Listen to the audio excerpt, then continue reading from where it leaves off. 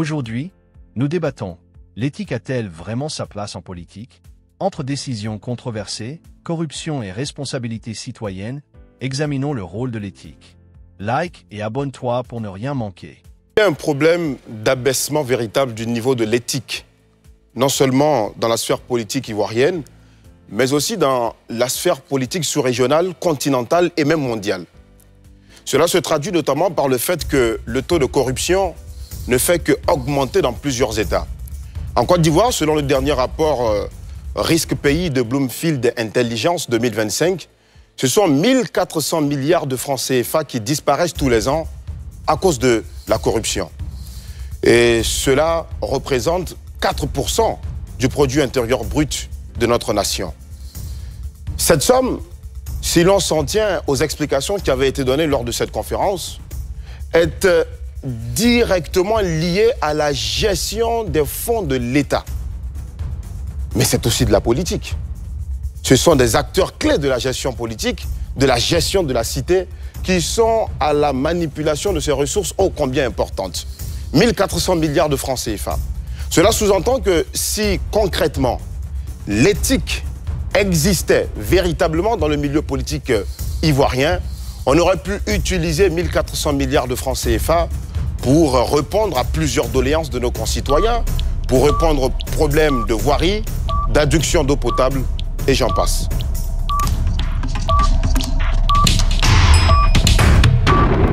Le problème, en fait, vous n'avez pas bien compris le sujet. Le sujet, c'est est-ce que l'éthique est toujours possible en politique? D'abord, il faut comprendre que la politique, la définition la plus simple de la politique, c'est la gestion de la cité pour assurer le bonheur des populations. Donc, dans notre processus de gérer la cité, on gère la cité à plusieurs étapes. Le premier niveau de socialisation des personnes vis-à-vis desquelles on déroule des programmes et des projets pour les satisfaire commence dans la cellule familiale. Dans la cellule familiale, l'éducation est faite en fonction de nos croyances culturelles et culturelles. Donc lorsqu'on vit dans une république, l'éthique ne peut pas être toujours appliquée en politique parce qu'il y a souvent des impératifs d'ordre opérationnel qui font qu'on est obligé d'outrepasser l'éthique pour pouvoir arriver à un développement général. Un exemple très simple. L'éthique, c'est la science de la morale. La morale, c'est ce qui nous permet de différencier le bien du mal. On n'a pas la même perception du bien et du mal automatiquement. On ne peut pas rester constant vis-à-vis d'une application éthique globale. Même dans les programmes politiques, c'est impossible. Vous faites deux graves erreurs. Déjà, la thématique du duel, c'est l'éthique a-t-elle sa place en politique? Et de ce qui ressort des définitions que vous donnez, je peux vous inscrire en faux. Parce que la morale distingue ce qui est bien et ce qui est mal. L'éthique, quant à elle, distingue ce qui est bon de ce qui est mauvais. La morale est absolue. Je peux même dire que la morale est universelle, alors que l'éthique dépend de l'individu en présence, dépend des conditions, des circonstances du moment. Et donc, en partant sur cette base définitionnelle, moi je pourrais dire clairement que nous avons encore et toujours, et nous aurons indéfiniment besoin d'éthique dans la sphère politique ivoirienne. En 2011, précisément le 9 août 2011, alors qu'il y a 3 mois, il venait de prêter serment, le président Alassane Ouattara organise un séminaire au palais de la présidence de la République. Son premier ministre, Guillaume Kibafori Soro, et tous les ministres défilent pour prêter serment. Ce que vous ne comprenez pas, c'est que le bien, c'est le bon, le mal, c'est le mauvais. L'éthique et la morale sont comme une pièce, mais c'est double face. Ce sont des faces qui sont différentes. En fait, le problème ici, c'est qu'on n'est pas en train de condamner l'intention de l'éthique, mais on est en train de dire que c'est impossible d'appliquer une éthique globale en politique. Pourquoi? Par exemple, considérer une disposition légale qui dit que la polygamie est interdite en Côte d'Ivoire, ou bien considérer une disposition légale qui dit que la consommation de l'alcool est interdite en Côte d'Ivoire. Pourtant, on vit sur 322 462 km² où on a des régions, des religions et des cultures différentes. Donc, vouloir appliquer l'éthique, qui est le bien, qui est de s'éloigner de l'alcool, va biaiser une partie des citoyens. Donc, on ne peut pas appliquer une éthique parfaite dans tout le sens du thème. Le même président Alassane Ouattara que vous mentionnez a dit qu'il ne sera pas candidat pour un autre mandat. Il est revenu sur sa parole pour dire que la peur du devoir peut transcender la parole d'un homme de bonne foi. Est-ce une évolution de la chose ou bien le président Alassane Ouattara est dépourvu d'éthique? Violente question, comme dirait Nguès, mais à la vérité, je maintiens ma position pour dire qu'il nous faut de l'éthique en politique. Pourquoi? Quand vous prenez par exemple l'exemple de l'alcool, Mais qui vous dit que l'alcool sur certains cieux, et même dans certaines cultures en Côte d'Ivoire, est mauvaise? Blaise Pascal disait que vérité en deçà des Pyrénées, erreur au-delà.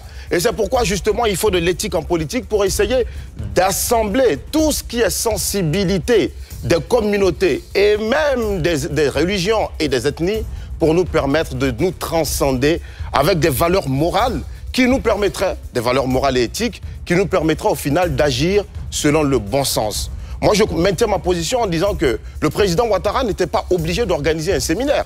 Quand il organise un séminaire et fait prêter serment à tous ses ministres, et il finit par dire qu'il faut rompre avec la corruption et gérer selon lui, ériger selon lui en mode de gestion, ça veut dire que oui, il tient à l'éthique, il tient à la bonne morale et à la vertu. Pour répondre à ta préoccupation de manière simple, on n'est pas en train de dire que l'alcool est bonne ou pas bonne. On est en train de dire que la politique fonctionne avec des dispositions principielles et des dispositions légales. Donc, donner un principe qui dit que tel est interdit peut frustrer une grande partie de la population. Donc, souvent, l'éthique est confrontée à la souplesse des spécificités. Pour revenir au cas du président Alassane Ouattara, on avance. Diatopi Diakourni, il dit hier qu'on fait signer au ministre une charte éthique et après, il revient remettre en cause cette éthique. Et vous pose la question de savoir, est-ce qu'il a failli à cette disposition éthique ou bien c'était le contraire? Allons sur la scène internationale, le président Vladimir Poutine, qui estime que le cordon sécuritaire de son pays est biaisé lorsque l'Ukraine tente de rentrer dans l'OTAN. Donc, il décide de faire une opération militaire pour protéger son pays. L'Occident dit invasion de la Russie en Ukraine. L'Ukraine dit défense légitime de son territoire. Donc, vous allez voir que la question de l'éthique fait le bien. Envoyer des soldats en guerre est souvent face à des sensibilités de fond. C'est pourquoi je vous remercie d'ailleurs de rejoindre ce que je disais. J'ai dit tout à l'heure que l'éthique était circonstancielle. Et que la morale, elle était universelle, c'était une vertu qui ne se discutait pas. Mais l'éthique nous appartient. Le président Ouattara, son éthique lui appartient. Et je ne veux pas faire un débat de constitutionnalisme, je n'en ai pas la prétention, mais vous avez bel et bien signifié que la République, la nation est fondée sur des textes. Les textes, le débat s'est posé et le débat va continuer de se poser. Ce que moi je dis et qui est vrai, c'est que l'éthique du président Alassane Ouattara lui appartient totalement. Dire qu'il n'y a pas d'éthique, qu'il ne faut plus d'éthique dans la sphère politique, c'est créer un monde de chien-lit total où c'est la raison du plus fort qui va s'ériger, comme le dirait Jean-Jacques Rousseau, en maître absolu et nous ne pourrons plus nous en sortir. Machiavel lui-même, qui pose les bases de la politique moderne, il dit dans Le Prince, mais Machiavel n'est pas machiavélique. Cela veut dire tout simplement que l'homme politique, dans la sphère politique, doit intégrer une dose de morale. Vous ne pouvez jamais dissocier l'éthique de la morale, parce que la langue française que nous parlons aujourd'hui n'est pas notre langue maternelle.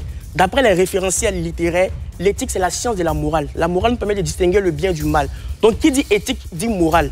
Vous ne pouvez pas renfermer ça dans une concavité isolée pour prétendre dire que ça c'est une spécificité et ça c'est une généralité.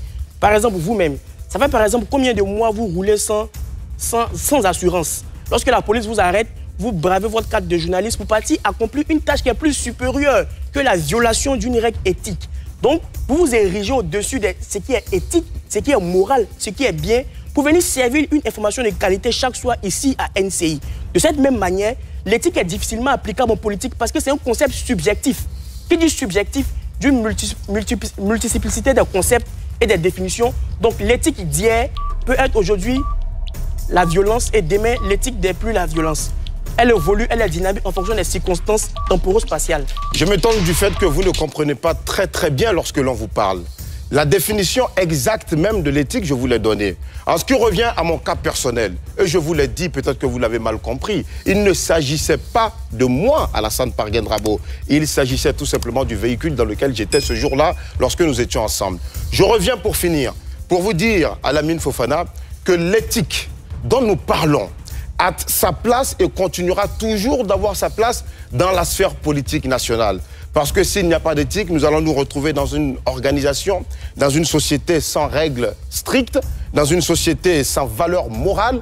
Et d'ailleurs, je ne condamne pas la morale. Je vous dis tout simplement que la morale, elle a sa place. L'éthique également a sa place. Ce sont deux sphères totalement qui vont ensemble et qui permettent, n'est-ce pas, de mieux assainir la sphère politique nationale. La Côte d'Ivoire a tout intérêt à assainir sa sphère politique en faisant de l'éthique une valeur cardinale. On ne peut pas rester un peu comme des petits poissons rouges dans cet idéalisme-là illusoire. Pourquoi je vous dis ça? Par exemple, prenons le cas de la Côte d'Ivoire en 2010. Vous avez une partie des Ivoiriens qui estiment que ils se battent pour la légitimité du combat en Côte d'Ivoire. La Côte d'Ivoire est attaquée, il faut se battre. D'autres Ivoiriens estiment que c'est parce qu'ils sont biaisés qu'ils se battent. Donc l'éthique étant subjectif, est vérité aujourd'hui, fausseté demain, et après-demain, elle peut se muter en un autre concept. Raison pour laquelle je vous dis que avoir la prétention d'avoir l'éthique en politique est illusoire. Dans ce sens où le caractère dynamique de la réalité des choses dans la gestion d'une vie politique fait que souvent, il faut faillir à l'éthique pour avoir un intérêt plus global. Le vice-président de la CEI qui était assis hier, ici, disait que lui, il a une immunité. On ne peut pas le poursuivre pour une question pénale pendant qu'il est en fonction. L'éthique, c'est aussi l'égalité. Mais on peut dire qu'il est supérieur à la nation. Non, parce qu'il doit mener à bien une joute électorale qui peut conduire des millions de morts. Donc on lui concède cette pratique qui viole l'éthique pour qu'on puisse avoir nous tous la paix.